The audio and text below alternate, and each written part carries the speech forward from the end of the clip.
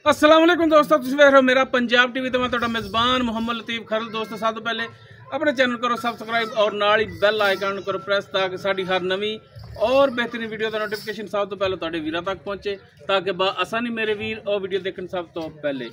माशाल्लाह जी दोस्तों भरावां वास्ते अज फ्रीजन और चोलस्तानी का क्रॉस माशाल्लाह पहला वारा डिलीवर किया है, और माशाल्लाह आप भी वच्छी है और माशाल्लाह जी पिछे भी इसके वच्छी है।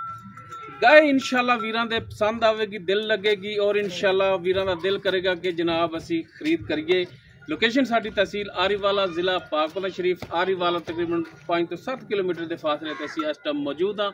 गाय वीरां दिखाने दीदार कराने, बाकी गल्लां जेहड़ियां करांगे मालकां नाल और वीरां दे रोबरो। तो जनाब कराओ ये तसलियां जी। दोस्तों मुकम्मल वैड़ दा कद वीरां दे सामने, कैमरे दी नज़र है, रंग नस्ल जात हर एक चीज़ भरावां दे सामने माशाल्लाह जी। वीर देख सकते हैं मोटी अख, छोटा छोटा कन, जर्सी वाला सिरों, जैनमन कोनी और फिनिया नासा वीरां दे दोस्तों के सामने माशाल्लाह जी। एक तोहफा है जिहड़ा वीरां दोस्तों वास्ते लैके हाजिर होए हैं।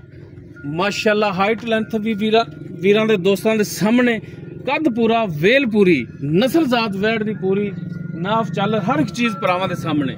और माशाल्लाह जिहड़ा वैड़ नूं आर्डर क्वालिटी लगे है माशाल्लाह। पंडा वाला लिबास जिन्हों वीर कहते हैं कि जनाब थब्बे वाला लिबास, वो जनाब लिबास है माशाल्लाह। दो गिट पट्टां दे विचों बाहर वीरां दे सामने, कैमरे की नज़र है, तसल्ली कर लेनी वीरां ने माशाल्लाह। फिर और चोलस्तानी का क्रॉस है, थान वीरां दे दोस्तों के सामने, कैमरे की नज़र है माशाल्लाह।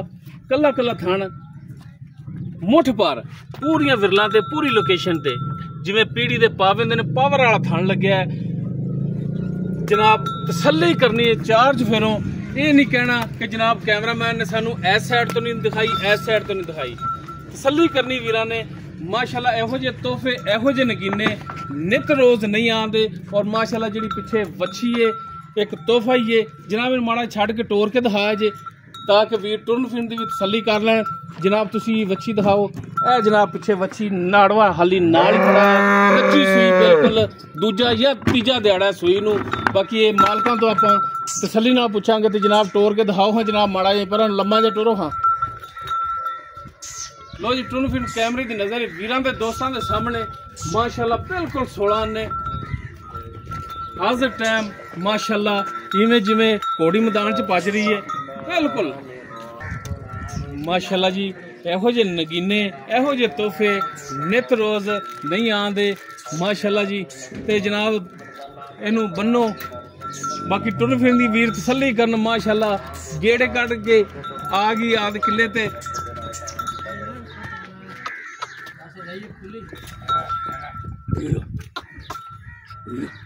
बाकी इसकी डिटेल जी वो लांगे मालकां तो।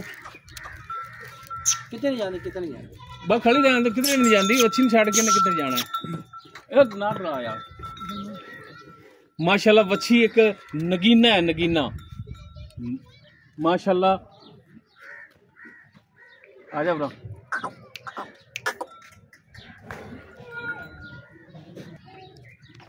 लो जी बन के आ जाओ हाँ जनाब। ते जनाब तुसी दिखाओ तसल्ली नाल जानवर एक दफ़ा फिर वीरां नूं, ताकि वीर कोई भी इतराज़ ना करे कि जानवर असी तसल्ली नाल नहीं देखा। इहो जे तोहफे नगीने जिहड़े ने नित रोज़ भी नहीं लभदे। तो वीरां नूं दिल करे कि असी बार बार देखिए। तो जनाब तुसी बार बार दिखाओ। बाकी डिटेल इसकी जिहड़ी हुण लैने आ भाई अंसर उन्हां तो। आओ हाँ जी जनाब इधर आ जाओ।